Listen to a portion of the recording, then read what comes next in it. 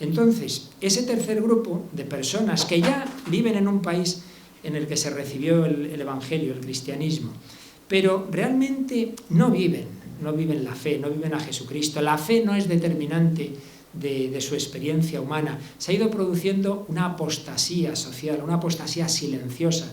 Decía también Juan Pablo II, se vive como si Dios no existiese. Bueno, pues ese es el tercer grupo de personas, de situaciones, y a eso se dirige la nueva evangelización. Primer grupo, las naciones que aún no han recibido el Evangelio, las misiones. Segundo grupo, los que ya estamos en la Iglesia, cuidado pastoral. Tercer grupo, los que aunque vivan en naciones teóricamente cristianas, sin embargo, en la práctica no viven desde la fe.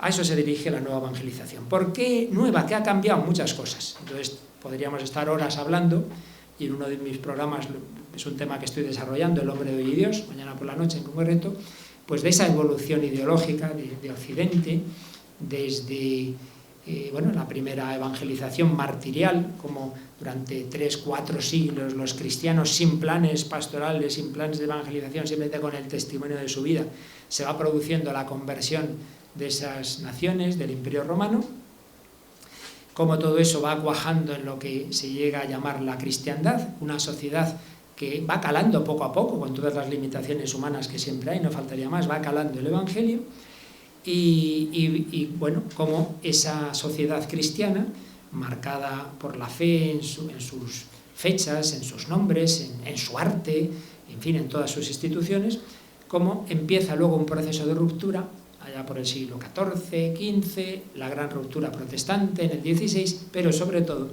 con la Ilustración, lo que llamamos la modernidad, pues van entrando ideas que al principio, creyendo en Dios, el Dios del deísmo, es decir, sí, se cree en Dios, pero un Dios que se ha quedado lejos, que ha creado el mundo, pero que no ha entrado en la historia. Entonces ya no se acepta a Cristo como Hijo de Dios. No se acepta la encarnación, no se acepta la redención. Jesucristo sería un gran hombre, un maestro de moral, el cristianismo una religión más, indiferentismo, todo esto ya lleva siglos, no es de ayer. Bueno, hablaríamos de luego esa segunda secularización, de los maestros de la sospecha, y de cómo se van perdiendo incluso los ideales de la modernidad, entramos en la posmodernidad. Bueno, no me alargo en esto. La muerte de Dios, lo que llama Nietzsche la muerte de Dios, es decir, prescindir de Dios en la vida, ha llevado a la muerte del hombre. Bien, esa es la cultura de fondo que poco a poco se ha ido extendiendo en Occidente, sustituyendo a la cultura cristiana. Entonces, claro, ante esa situación nueva, ¿qué reacciones hemos tenido en la Iglesia? Repito que cada punto de esto sería para desarrollar mucho, estoy sintetizando la síntesis del resumen, ¿no? Pero lo dejo a vuestra inteligencia y luego si hay tiempo también a vuestro, si queréis que desarrollemos algo, pues preguntáis. ¿Qué produce eso dentro de nosotros? Claro, como no vivimos en una burbuja ni debemos vivir, pues todo este proceso cultural nos afecta. Uno puede ir a misa, uno puede tener fe, rezar, y sin embargo se le puede ir metiendo en la cabeza esa idea de la Ilustración de que Dios no tiene que ver con el mundo. Entonces tú eres católico cuando vas a misa y rezas, pero luego al trabajar, en la política no digamos, en la diversión, en el arte, en esos ámbitos Jesucristo no es la experiencia determinante de tu vida. La fe se reduce a una serie de ideas que profesas en el credo de misa, pero no es lo que mueve tu vida. Bien, eso les pasa, nos puede pasar a los católicos. ¿Qué nos pasa también cuando queremos reaccionar a esta situación? Pues reacciones deficientes, hay muchas, podemos señalar un par de ellas. Una, que por desgracia se da muchas veces en ámbitos de la Iglesia, colegios por ejemplo, y dicen, bueno, como es tan difícil anunciar a Cristo, pues simplemente vamos a quedarnos con las consecuencias sociales de la fe.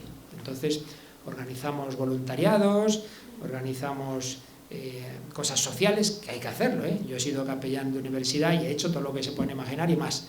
Nos vamos al hospital psiquiátrico con los de psicología. Todo son cosas muy buenas, todo es bueno.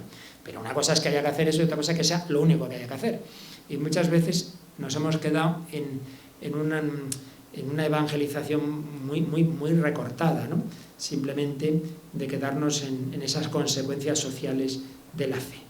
En otros casos, en cambio, reacciones, bueno, pues vamos a fomentar la espiritualidad, pero una espiritualidad muy así inmanente, todo dentro de mí, que yo me sienta en paz, mirándome al ombligo. Bueno, pero aquí nuestro Señor Jesucristo, ¿qué pinta? Pues muy poco, el pobre. Y la Eucaristía nada, y la Virgen nada. Bueno, reacciones insuficientes. Pues bien, ¿cuál nos propone el magisterio de la Iglesia? Juan Pablo II, Benedicto XVI, Papa Francisco. ¿Cuál nos propone que debe ser la actitud de la Iglesia en este nuevo contexto? Bueno, pues esto que se ha llamado, y existe un dicasterio con este nombre, de la nueva evangelización. Nueva no en lo esencial, ya decimos que el Evangelio siempre es el mismo, pero nueva, decía mucho Juan Pablo II, en su ardor, en sus métodos y en su expresión. En su ardor, que empecemos como de nuevo cada día, pues pidiendo al Espíritu Santo que nos dé ese fuego de que hay que anunciar el Evangelio también en esta época que nos ha tocado. Un ardor grande, que el Señor reavive nuestra fe, como reavivó la fe y la esperanza perdida de los discípulos de Maús. Nueva en sus métodos y en sus expresiones. Si estamos en una sociedad que ha cambiado, pues también habrá que cambiar la manera de hablar a esa sociedad, ¿no? Parece bastante obvio. ¿Y cuál es el contenido? O sea, yo me encuentro con una de estas personas. Una persona que no ha recibido verdadera evangelización, una persona...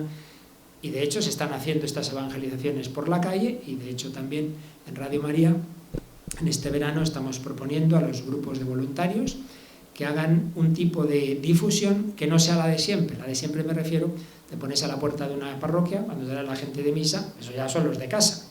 Sino, vamos a la plaza de no sé dónde, vamos a tal sitio donde pasa todo tipo de personas, y ahí vamos a también hablar de lo que Radio María hace en nuestra vida. Bueno, pues esto, hay grupos de jóvenes en Madrid, por ejemplo, que un sábado por la noche se van a zonas donde hay mucha movidilla, y entonces pues se ponen a hablar con el que pasa por ahí. Yo he estado en 2 o 3 evangelizaciones de las que se hacen, por ejemplo, en una parroquia que se llama San Ildefonso. Esa parroquia está en una esquina estupenda en el centro de Madrid, se abren las puertas, se expone el Santísimo, un grupo de jóvenes o no tan jóvenes están rezando y cantando. Y otros están en la puerta y otros salen por la plaza. Entonces pasa alguien por ahí, ¿sabes lo que hay ahí dentro? No. Ah, ¿está abierta la iglesia? Sí. Y ya empiezas a hablar. Entonces, a lo mejor es una persona que es creyente, pues voy, o no. Y le dice, bueno, pues ¿por qué no pruebas? Y te cuento algo, no sé qué, si te deja hablar, y vamos a rezar, y te llevas grandes sorpresas. Yo me acuerdo una de las veces que vi a entrar una chica así con unas pintas muy punkis y tal, y la pobrecita ahí, de la mano de otra ahí, a poner una velita y un papelito ante el Santísimo Sacramento. Digo, esta entra. A lo mejor hubiéramos descartado de entrada, hubiéramos dicho, ay no, esta no, que nos va a pegar.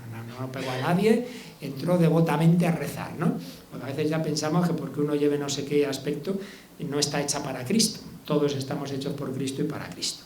Entonces, ¿qué es lo esencial en un anuncio, en un primer anuncio, a una persona que ya no tiene esta fe que nosotros nos transmitieron en familia, en colegios y tal? Bueno, pues hay que empezar por lo esencial. Y ahí es donde está muchas veces nuestro error. Que cogemos a uno de estos y con la mejor buena voluntad, niño, no has ido a misa, pues tienes que ir a misa porque lo manda la iglesia. Pero el niño ni sabe qué porras es la misa, ni quién es la iglesia para mandarme nada. Pues hombre, no, por ahí no se empieza. Estamos llamados a anunciar el núcleo del Evangelio. Evangelio es buena noticia. Pues hombre, tener que ir a una cosa por obligación sin que sepa yo por qué no parece que sea muy buena noticia, ¿no? ¿Cuál es lo esencial? Bueno, pues lo esencial es decir, oye, que a ti, pase lo que pase en tu vida, hay alguien que te quiere, que hay un amor eterno, que tu vida tiene sentido, que no vienes de la nada y vas a la nada, que estás llamado a ser feliz para siempre, que hay alguien que te sostiene en tu vida, que existe el amor. Bueno, con unas palabras o con otras, eso es lo esencial que hay que transmitir frente a un Dios lejano. Oye, que hay un Dios cercano, y yo me he encontrado con ese Dios, y yo te invito a conocerle. Hay un párrafo de una exhortación apostólica postsinodal, la que hubo después del sínodo